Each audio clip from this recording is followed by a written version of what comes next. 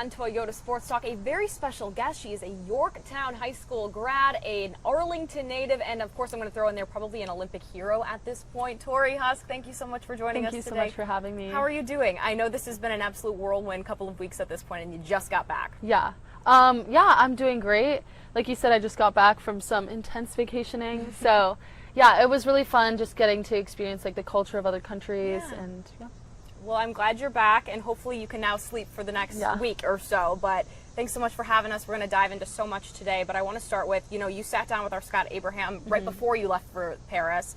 You said, Tokyo, when making those games, it was all about making the team. Yeah. That was the first thing. But this time around, heading to Paris, you wanted to do so much more than just make the team. You had dreams and goals you wanted to achieve. Safe to say that you achieved those goals? Yeah, definitely. I think that the experience definitely really helped me. And winning is honestly always the goal, like even last Olympics, but I feel like the difference between last Olympics and this one is that I couldn't really look much past trials. And then like even when I was at the games, it was just kind of really surreal to be there. This time when I made trials, it was like, yes, that's great, that's an amazing accomplishment, but it was only part of the process. And I feel like that different outlook really helped me this time. Yeah, so when it comes to just overall, because when you look at Tokyo, it was so different. No fans there, it was during COVID. This time you had your family there, your friends there. When you just compare the two, and even experience, I mean, you're a vet now, you're an Olympic vet. Do you feel like a vet? Yeah, I think that you don't really feel like at your first Olympics that you're like naive or that like you don't really know what's going on or that you're inexperienced, but I feel like when you look back at it, you feel like you were. And honestly, the experience of Tokyo versus Paris was just night and day different. I think that I remember the veterans my first time were like, I'm so sorry this is your first experience. Like they kept saying that to us because they were like, this is terrible. And at the time I had nothing to compare it to, which I'm kind of glad.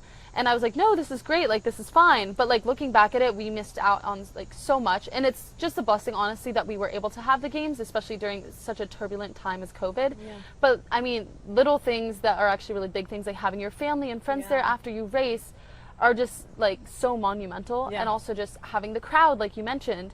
And I'm someone who loves pulling from the energy of the crowd and the excitement of that and using that to drive me and also just get my adrenaline going before the race. I think that makes such a difference. And yeah, I think the whole experience was so different just because of those things. Well, I want to dive into now the races because you are the definition of she came, she saw, she conquered, because 5 Olympic medals, I believe that is the most of anyone on Team USA when it comes to the Olympics and how much just luggage you had to bring back to the States. When it comes to those races, walk us through, because you mentioned how you kind of use the crowd, the adrenaline, walking out of the tunnel, being in the starting blocks, what were those emotions like for you? Yeah, I think it's very similar, honestly, to how I always race. I do remember before my 100 fly, not being as calm as I could be, considering the circumstance of like you're swimming on the biggest stage of like sports. And I do remember like just being really excited to race. I mean, Gretchen is the greatest. She's the world record holder. Like I was just excited to race her. And I think that she brought out the best in me, and I was just really excited to like go against the best. So it was a really exciting experience. When it comes to, did you have a favorite race? I guess I have to say, because I remember Scott and I were watching all of your races, but I know the mixed relay, him and I were screaming at the TV, go Torri, go Torri. So was there one that maybe stood out to you or that was the most fun? I think that the relays are usually really fun. I had a lot of fun with the women's 4x1 medley and also the mixed relay. The mix, especially because it was literally so tight. I think that the 4 medley with the women, I was like, they honestly, like, I had to screw up so bad to mess that up because they just gave me such a lead. They made it so easy for me. And it is really easy to be confident with these people by your side. And I think that my happiest race was the 100 fly, obviously, just because I wanted that so badly, especially after the last Olympics, getting 4th by 1/100th of a second. Gold was only like 0.14 away. So it was like just like out of my like fingertips. Like I could just almost taste it, but not quite.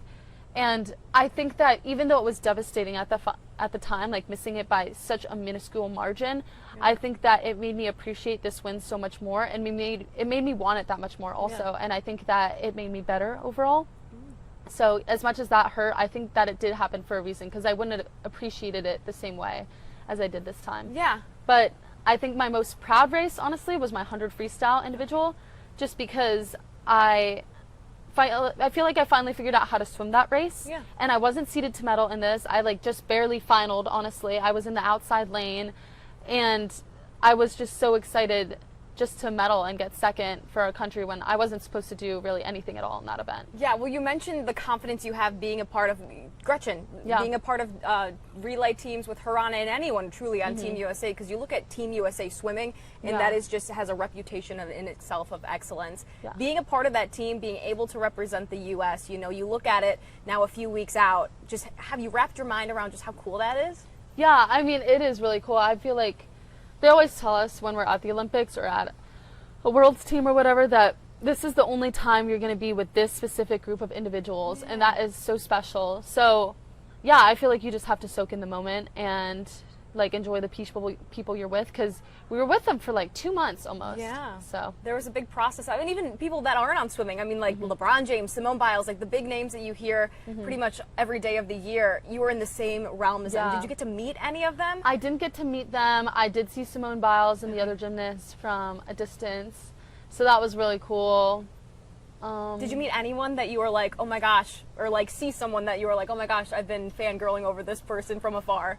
Honestly, I feel like the biggest person that I would have wanted to meet who wasn't there was Caitlin Clark. I think that would have been so cool. I think she's so amazing, and she's done so much for women's sports.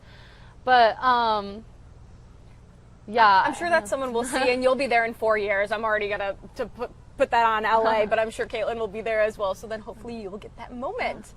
When it comes to now, you know, being a part of the DMV, being a part of this community that has wrapped their arms around you and has supported you from day one, you know, what did it mean to you to represent where you're from? Yeah, I mean, it means everything, because as much as this medal is mine, it's also everyone who's supported me